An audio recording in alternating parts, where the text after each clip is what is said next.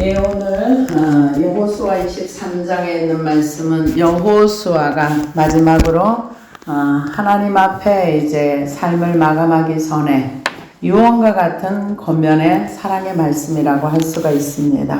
그래서 이 여호수아는 그 두 세대를 걸쳐서 광야 그 40년의 그 청년 시절을 보내고 그러고 나서 가나안 땅에 들어가는 일꾼으로서 광야에서의 하나님을 경험하고 가나안 땅에서 하나님을 경험한 정말 그 엘르야살과 같이 그 광야의 이스라엘 백성의 매일매일 삶 속에서 하나님을 불순종함으로 죽어가는 많은 사람들을 바라보면서 하나님의 말씀이 어떻게 이루어지는지 말씀하신 대로 그대로 성취되어지는지를 현장에서 광야를 지나 가나안 땅의 현장에서 그 하나님의 함께 하심을 경험했던 그 사람이 인생의 삶을 마감하면서 그 남은 백성들에게 이제 전하여 주는 말씀입니다. 그래서 디모데후서를 보면은 디모데후서에 사도 바울 선생님이 인생의 모든 삶을 마치고 그 이제 마지막으로 디모데의 얼굴을 보기 위해서 그 마지막으로 사랑하는 아들 디모데에게 권면하면서 유언의 말씀과 같은 말씀을 전해준 것이 디모데후서입니다.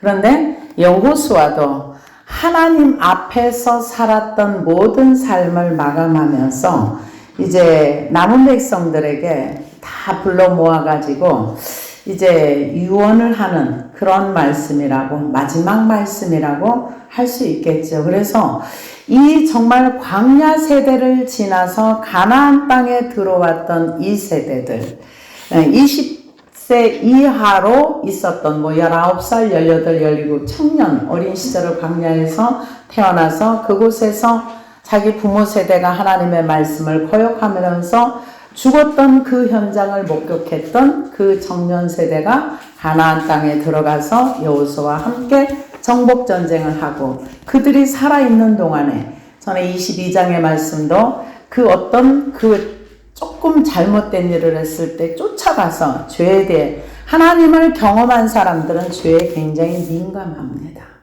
죄에 대해서 민감하고 그 죄를 같이 가지고 있을 수 없다는 것을 이렇게 이 하나님의 살아계심을 눈앞에서 구름기둥과 불기둥을 보면서 하나님의 말씀하신 대로 그대로 되어진 것을 봤던 그 세대들은 죄에 되게 민감합니다. 그런데 성경 전체를 이렇게 읽어가면서 지나가면서 하나님이 나타나신 세대들을 바라볼 때 죄에 민감한 세대들이 많지 않았습니다. 그런데 이 세대들은 벌써 누가 잘못하면 그 죄의 파장과 여파가 얼마나 크다는 것을 알았어요. 그래서 여호수아가 이 백성들에게 권면의 말씀을 하는데요. 세 가지 종류의 권면의 말씀을 합니다.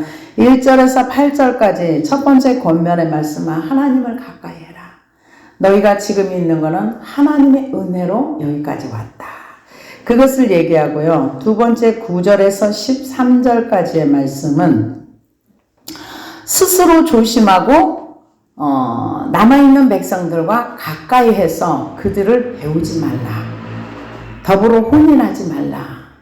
이것을 권면합니다. 그 다음에 마지막으로 14절에서 16절까지의 말씀은 하나님의 말씀은 좋은 말씀도 이루어지고 저주의 말씀도 이루어진다. 그러니까 삼가 조심하라. 이런 말씀이라고 볼 수가 있습니다. 그래서 이제 요단강 저쪽 서편에 있던 먼저 이제 땅을 차지한 그 지파들, 루벤, 갓, 므낫세 반지파 모두 임무를 마치고 이제 자기 땅으로 다 돌아갔습니다. 그런데 그 땅으로 돌아가고, 그리고 이제 지금 요단강을 건넌 이쪽에, 동쪽, 북쪽 이쪽에 있던 동서남북 쪽에 있던 이 사람들에게는 하나님께서 아브라함에게 약속하셨던 가나안 땅으로 너의 후손을 이제 다시 이 땅으로 불러들이겠다. 그 약속한 지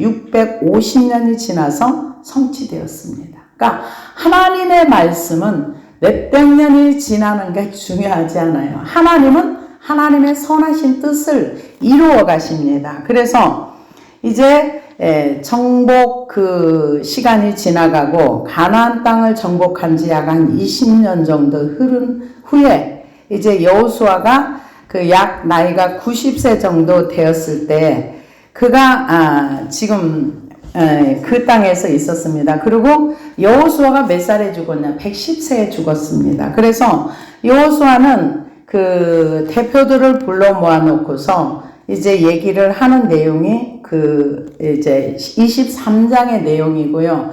24장의 내용은 이제 거의 유언이라고 볼 수 있습니다. 그래서 24장에 가서는 나는 이때까지 하나님을 섬기고 살았는데 너희들은 선택해. 너희들이 하나님을 섬기든지 아니면 주변에 있는 신들을 섬기든지 그러나 나와 내 가족은 여호와만 섬기겠노라. 24장은 그런 말씀이라고 볼 수가 있습니다. 그래서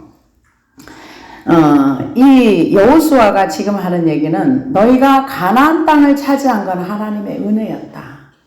너희 힘으로 한 것이 아니라 은혜로 여기까지 왔다. 그게 맞는 말씀이죠. 그래서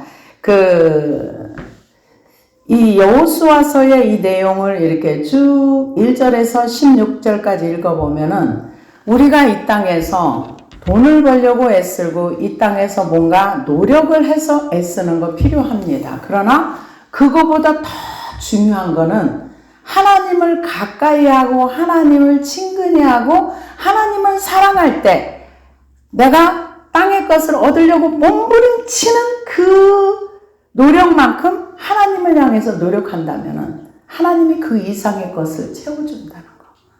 저는 그런 확신이 있더라고요. 그래서 여호수아가 야 너희들이 앞으로 이 나머지 땅을 정복하기 위해서는 이러한 계획과 이런 그 어떤 계획을 짜서 이렇게 해야 돼. 이게 아니에요.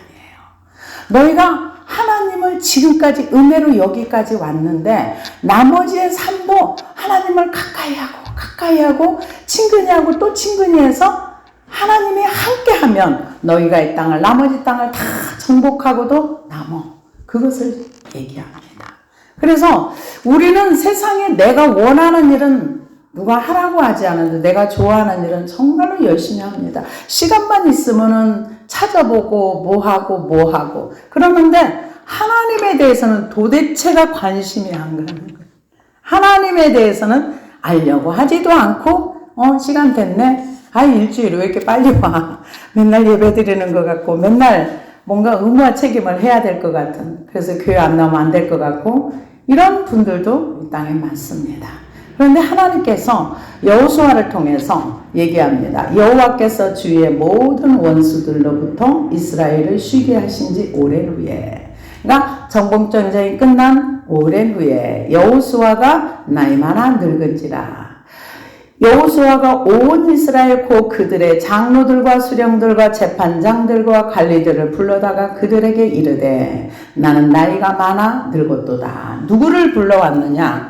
이제 지도자들을 불러왔습니다. 특별히 여기에 저는 재판관들, 재판장들 나라의 그 성경에 보면은 저는 그냥 성경을 읽을 때 하나님이 재판에 대한 얘기를 참 많이 하세요. 신명기에도 그렇고 어디에도 그렇고 재판에 대한 얘기를 많이 하시는 이유가 뭘까를 잘 몰랐었어요. 그런데 우리나라의 어떤 이런 재판에 대한 불의함을 많이 보고 나서 하나님이 이래서 재판하는 곳에 하나님의 공의와 정의를 말씀하셨구나. 죄가 많이 있음에도 불구하고 이 대법원장이나 아니면 그것을 맡은 어떤 그분이 그걸 덮어버리면 그게 나오지 않고 그냥 묻혀버리고 그걸 보면서 그게 악을 비축하고 저장하고 쌓아가는. 그래서 이제 앞으로는 제가 그런 기도는 많이 안 했는데 나라를 위해서 기도할 때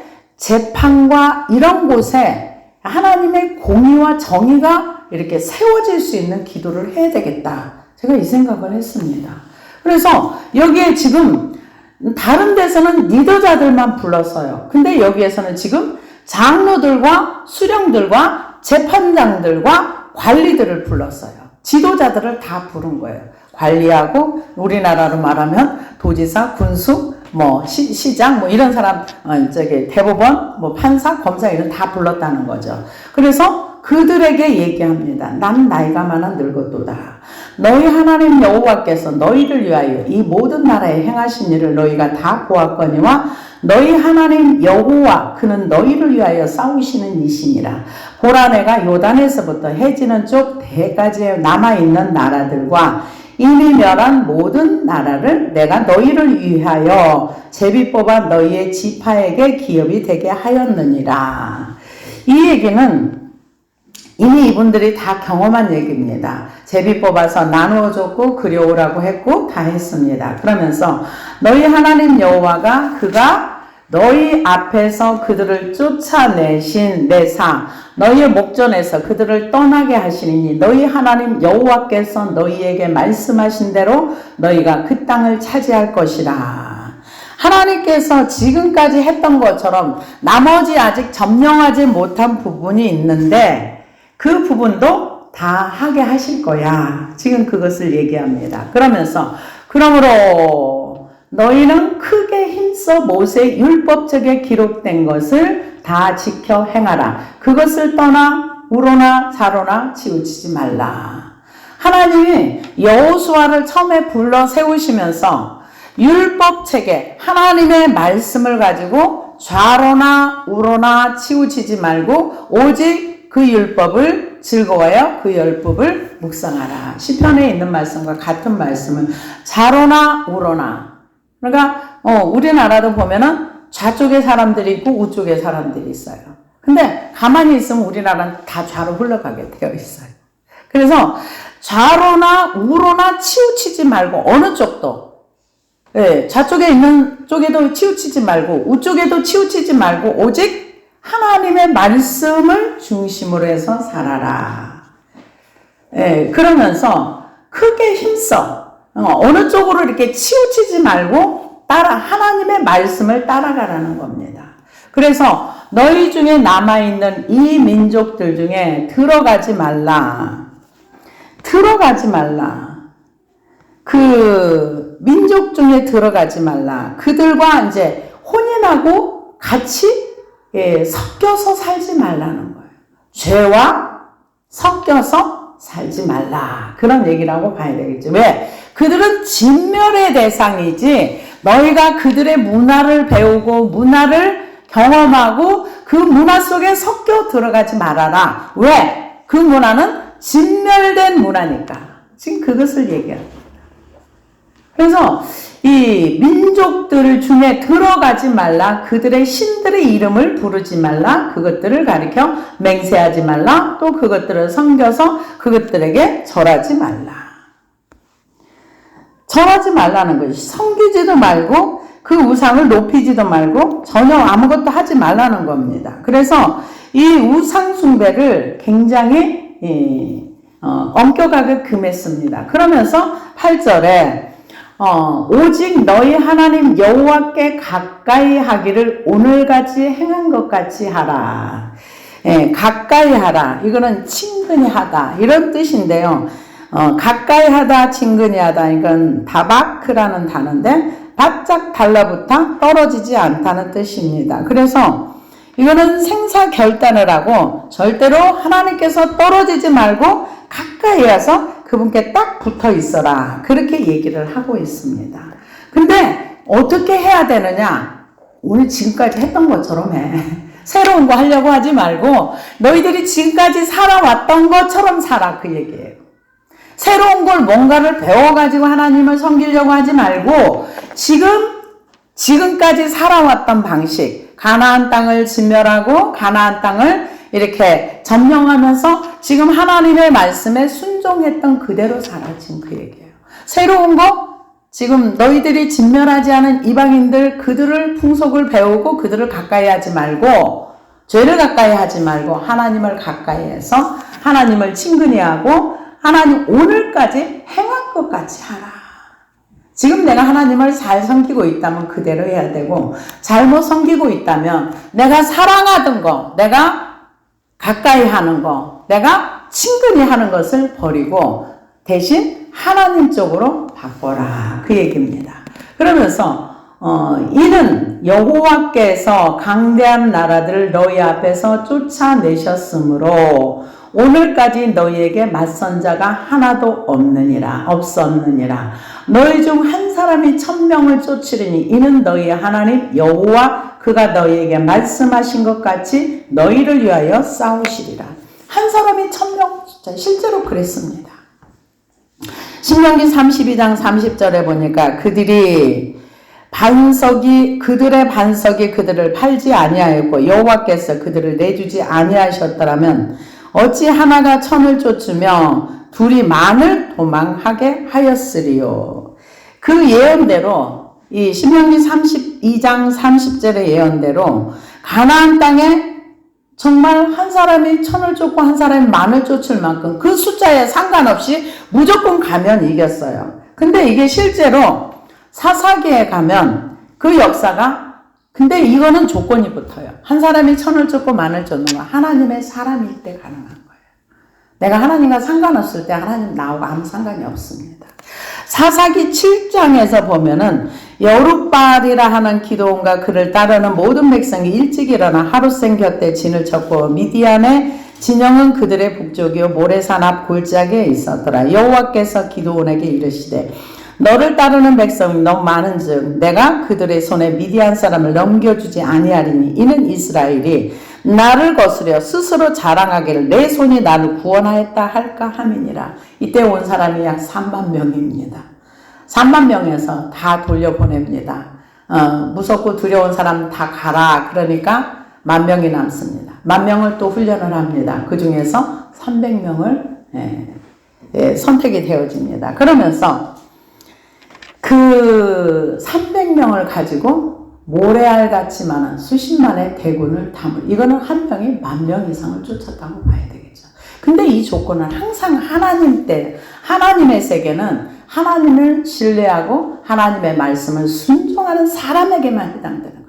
모든 사람에 해당되는 거 아닙니다.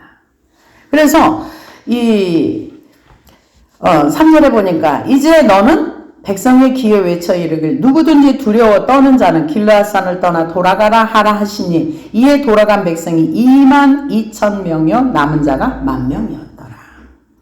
미디안과 아말렉과 동방의 모든 사람들이 골짜기에 누웠는데 메뚜기의 수에 많은 수와 같고 그들의 낙타의 수가 많아 해변에 모래가 많은 같은지라. 얼마나 많은 거예요. 사람이 메뚜기. 과거에 이제 뭐 파키스탄 이쪽에 메뚜기 보니까 하늘이 안 보일 정도로 메뚜기 떼가 그만큼 많았는데 이들의 사람의 숫자가 그만큼 많다고 하니까 보이지 않을 정도로 지면을 덮을 정도로 그렇게 많은 숫자들이 쳐들어왔는데 이거는 진짜 한 사람이 만을 쫓은 거나 마찬가지죠. 그래서 300명이 나팔을 불 때 여호와께서 그 온 진영에서 친구끼리 칼로 치게 하심으로 적군이 도망하여 스레라의 벳시다에 이르고 또 답밭에 가까운 아벨 무홀라의 경계에 이르렀으며 완전히 다 진멸을 했습니다.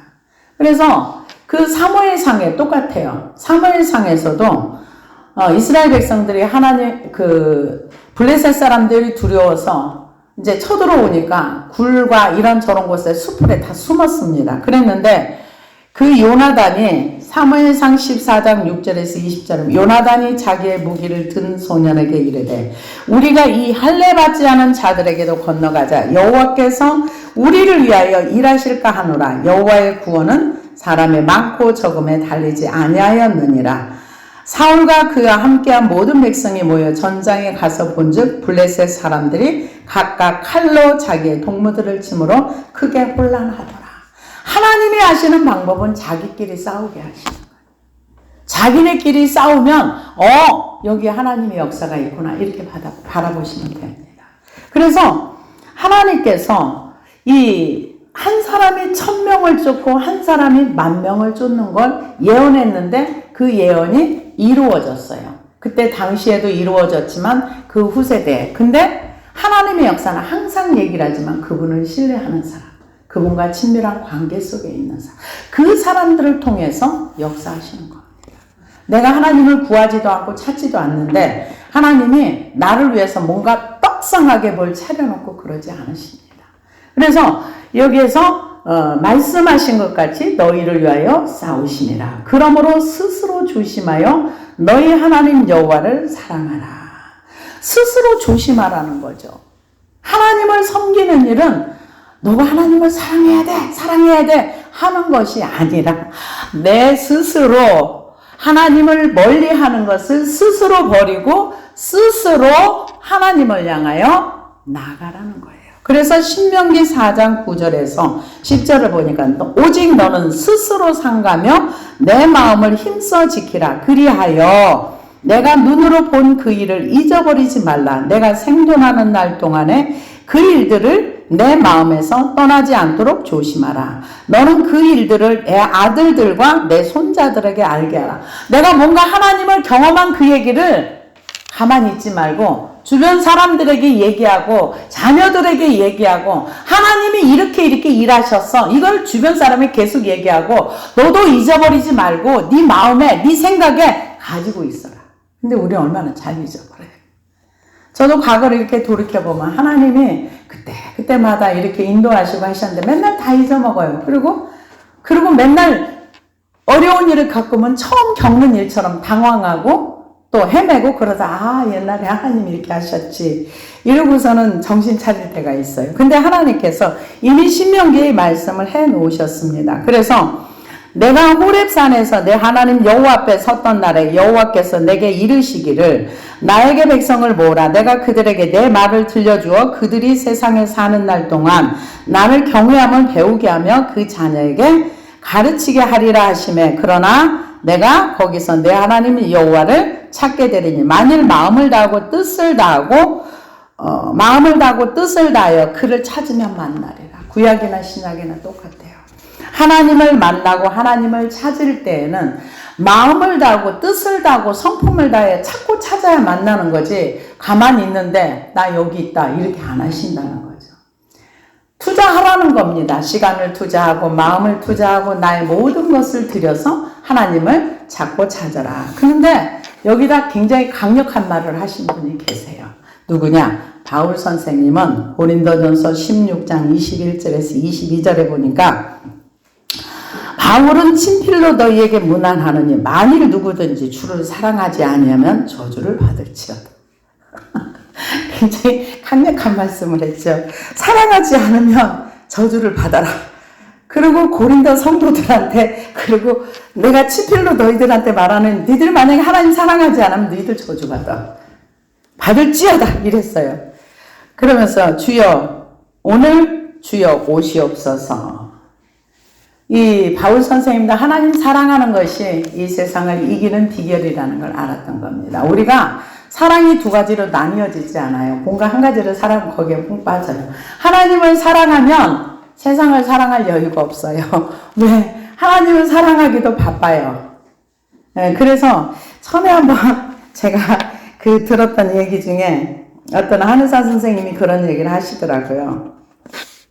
자기는 자기 아내를 사랑하기에 바빠서 다른 사람은 사랑할 마음의 여유가 없다. 그런데 주변에 계시는 어떤 분이 자기한테 자꾸 눈짓을 하더래요. 같이 이렇게 좀 교제 좀 하자는 식으로. 그래서 그분에게 그런 얘기를 했다. 제가 그분을 다시 본 기억이 있어요. 저는 제 아내를 사랑하기도 너무 바빠요. 그래서 내가 누군가를 더 사랑할 수 있는 여유가 없어요. 나는 내가 이 땅에 죽었다가 다시 태어나도 나는 내 아내 한 사람만 사랑할 것입니다. 이런 얘기를 하더라고요. 그래서 저는 제 머릿속에 그런 얘기를 듣는 순간 처음 들었어요. 그런 얘기를. 그래서 와, 세상에 이런 사람도 있구나. 수많은 여자들에게 끊임없이 눈길을 주는 많은 사람도 있는데 오직 내가 죽었다 다시 태어나도 나는 내 아내 한 사람을 선택해서 사랑할 것입니다.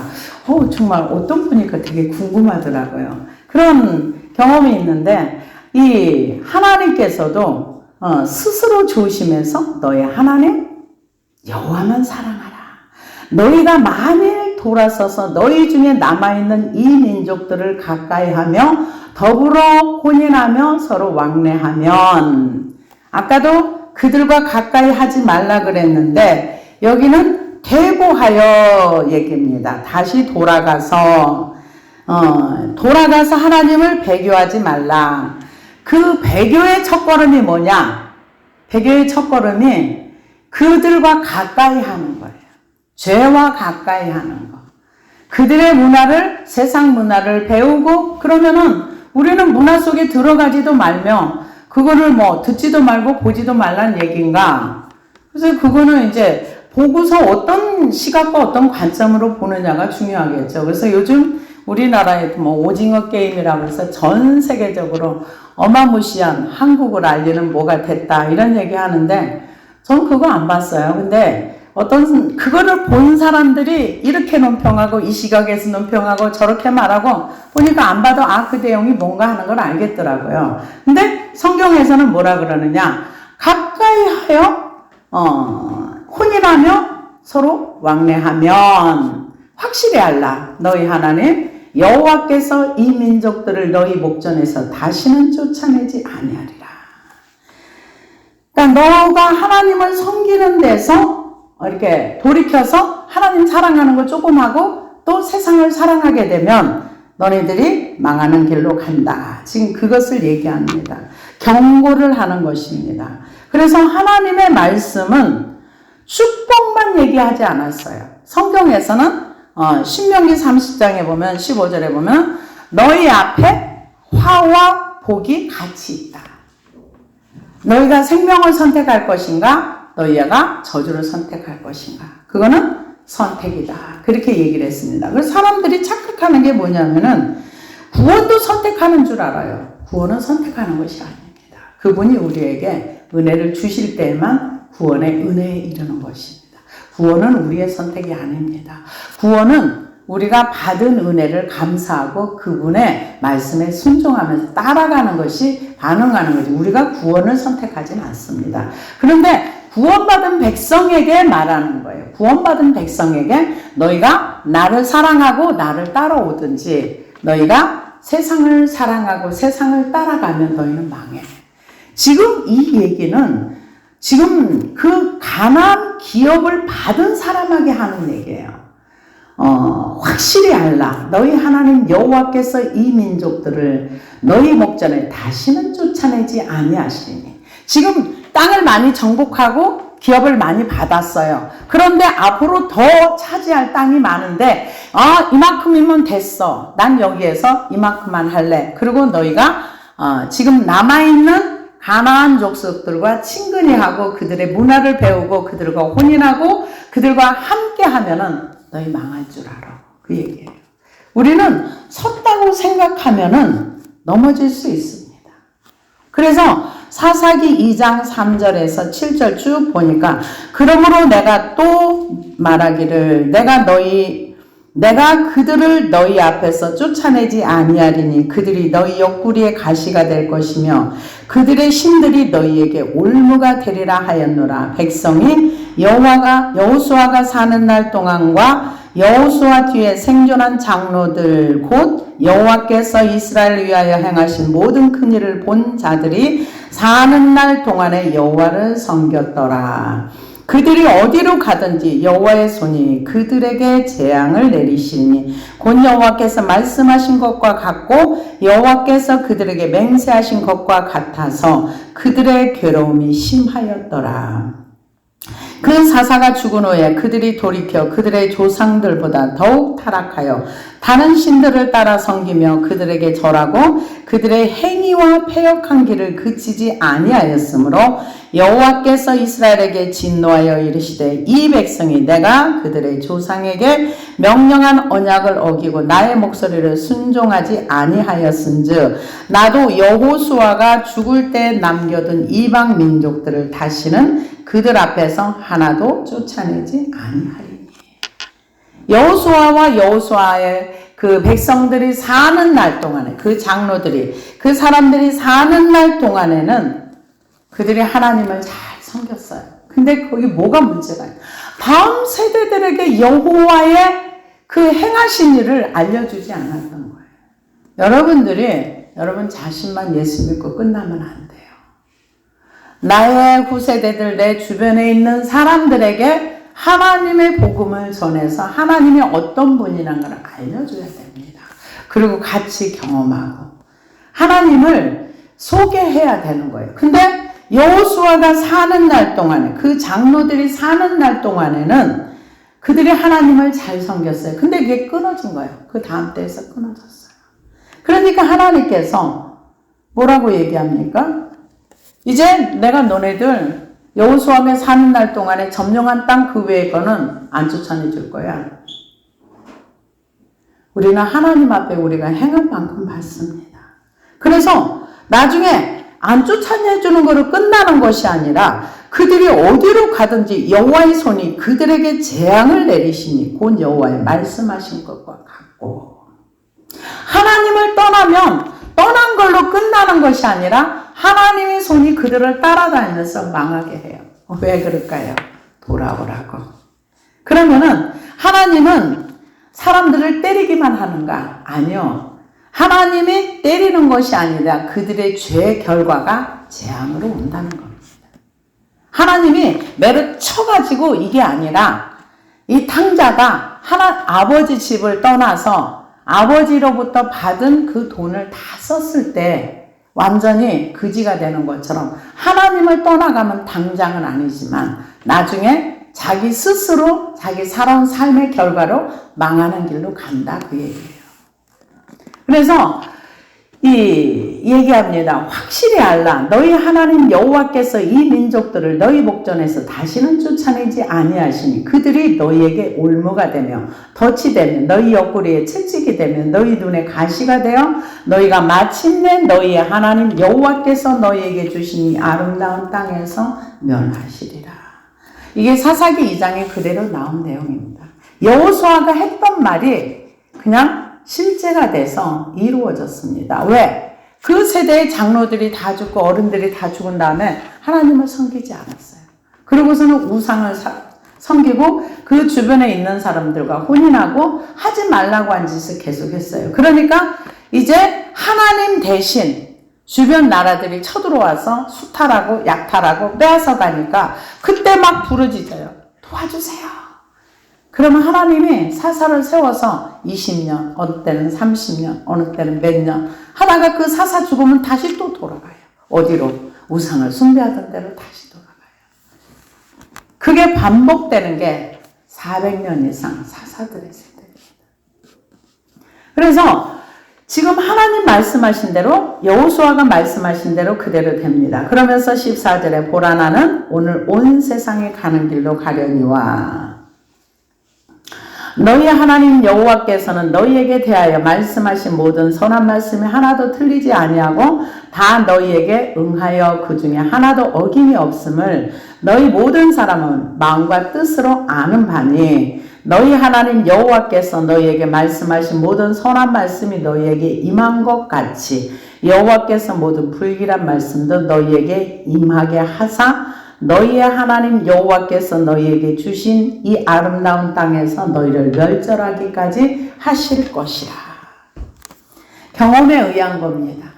자기 자신이 하나님을 경험했던 것처럼 하나님의 선하신 말씀이 이루어져서 그대로 되었던 것처럼 하나님께서 말씀하신 저주도 너희한테 그대로 임할 것이야. 그러니까 조심해. 근데 신명기의 말씀에 보면은 신명기 28장에 보면은 축복의 말씀은 15절까지밖에 없어요. 나머지 60 몇 절까지는 다 저주에 관한 말씀이에요. 왜 축복의 말씀은 이렇게 짧고 저주의 말씀은 길까요? 축복의 말씀은 그냥 하나님을 사랑하고 하나님을 따라가고 순종하면 그냥 축복이 와요. 근데 저주의 말씀 우리가 잘 몰라가지고 잘못된 행동을 하면 저주받을까 봐서 하나님의 섬세하심과 자비하심이라고 볼 수가 있습니다. 너희들이 이렇게 하면 저주를 받아. 이렇게 하면 안 돼. 이렇게 하면 안 돼. 주의사항을 더 많이 적어놨다고 보면 됩니다. 그래서 신명기 30장 1절에서 15절 20절을 보니까 내가 진술한 모든 복과 저주가 임함으로 내가 내 하나님 여호와로부터 쫓겨간 모든 나라 가운데서 이 일을 마음에서 기억이 나거든. 그러니까 이스라엘 백성이 이미 하나님을 떠나서 이미 망해서 다른 나라로 쫓겨갔어요. 근데 그 가운데서 이게 몇천 년 후를 내다보고 한 말씀이니까 생각이 나거든. 그러니까 우리가 갑자기 뭔가 하나님의 말씀이 생각날 때는 하나님의 은혜입니다. 생각이 나거든. 마음에서 기억이 나거든. 보라 내가 오늘 생명과 복과 사망과 화를 내 앞에 두었나니 곧 오늘 내가 오늘 내게 명령하여 내 하나님 여호와를 사랑하고 그 모든 길로 행하며 그의 명령과 규례와 법도를 지키라 하는 것이라. 그리하면 내가 생존하며 번성할 것이요 또 내 하나님 여호와께서 내가 가서 차지할 땅에서 내게 복을 주실 것임이니라.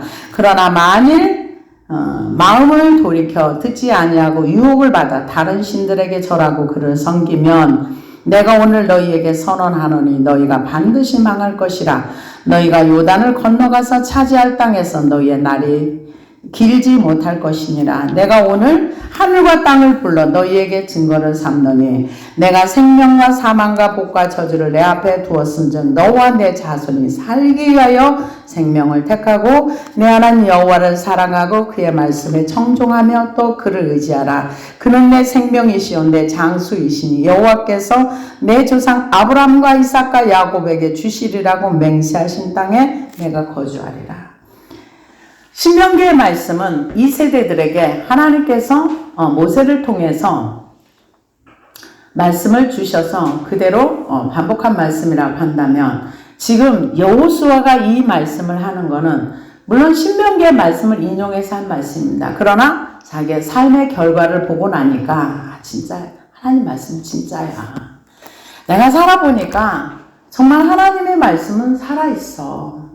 정말 우리가 돈을 벌려고 애쓰고 노력하고 힘쓰고 그것도 중요하지만 그것보다 더 중요한 것은 하나님을 알려고 하고 하나님을 사랑하려고 하고 이렇게 할 때에 너희의 삶이 형통할 거야. 지금 그 얘기를 그 수많은 지도자들을 모아놓고 하는 것입니다. 그러면서 마지막 절입니다. 내가 만일 너희가 너희 하나님 여호와께서 너희에게 명령하신 언약을 범하고 가서 다른 신들을 섬겨 그들에게 절하면 여호와의 진노가 너희에게 미치리니 너희가 너희에게 주신 아름다운 땅에서 너희가 속히 멸망하리라. 참 우리가 하나님의 말씀을 보면은 이게 그 율법의 기준이 율법이라 하면은 레위기와 신명기서입니다. 레위기서는 광야 1세들에게 주신 말씀이고 신명기는 광야 2세대들에게 주신 말씀입니다. 출애굽한 1세대들에게는 모세를 통해서 레위기를 주셨습니다. 그리고 2세대들에게는 이게 지금 신명기의 말씀은 너네 조상들한테 준 얘기가 아니라 바로 너희들한테 준 얘기야.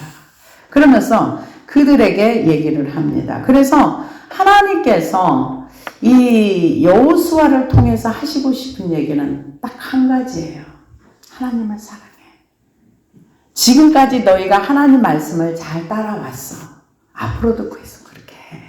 그 대신 너희만 하나님을 잘 섬기지 말고 너희 다음 세대들, 너희 자녀들에게도 이 말씀을 가르쳐서 너희들이 하나님을 통해서 복받는 자녀가 되게 만들어. 지금 그것을 말씀하고 있습니다. 그러면 우리는 이 여호수의 말씀, 여호수아가 백성들에게 전해줬던 이 말씀들이 실제로 사사기와 또 열왕기 상하, 역대 상하를 통해서 이스라엘이라는 민족을 통해서 하나님의 말씀이 어떻게 성취되었으며 어떻게 열매 맺었으며 어떻게 결과가 나왔는가를 이스라엘 민족의 역사를 보면서 우리는 배워야 되는 것입니다. 그래서 항상 우리 앞에는 저주와 생명과 복이 있다는 거. 이거는 구원받지 못한 사람들에게 전해주는 말씀이 아니라 이미 구원받아서 이미 하나님의 말씀을 따라가고 그 말씀들을 행하면서 전쟁까지 했던 사람들에게 주는 말씀이라는 거예요. 우리가 전쟁을 해서 가나안 땅을 점령했어도 전쟁을 해서 하나님 말씀을 순종을 했어도 거기에서 돌이켜서 하나님을 버리고 다른 신을 쫓으면 그 즉시로 그 나쁜 결과가 올 테니까 삼가 조심해서 스스로 조심해서 하나님을 떠나지 않도록 노력해라. 이게 여호수아의 권면의 말씀입니다. 기도하시겠습니다.